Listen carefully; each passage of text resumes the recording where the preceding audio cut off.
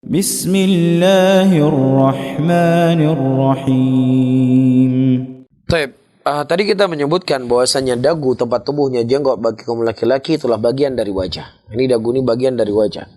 Nah, di bawah dari dagu itu buat wanita adalah aurat bagi mereka. Coba diukur berapa kira-kira berapa jari di bawah dagu? 4 jari ya. 4 jari di bawah dagu itu bagi wanita aurat. Ya, dan itu harus ditutup olehnya, nggak boleh dia buka. Ya, karena itu aurat. Dan dalam mazhab Syafi'iyah seorang wanita yang menampakkan aurat walaupun sedikit, ya itu bisa membatalkan salatnya. Nah, apa yang telah dia lakukan sebelumnya dalam keadaan dia tidak tahu, maka yang berlalu berlalulah, dan dia banyak bertobat dan beristighfar kepada Allah Subhanahu wa taala. Dia menunjukkan kepada kita para hadirin dan hadirat, terkhusus ibu-ibu, pentingnya untuk kita mempelajari ilmu agama.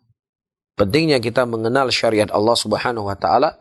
Jangan sampai kita sudah sholat pulang pingkui, bahasa Aceh, ya capek lelah sholat, ternyata apa?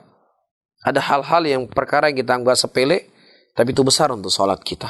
Inilah menunjukkan pentingnya seseorang untuk terus belajar dan menggali ilmu agama.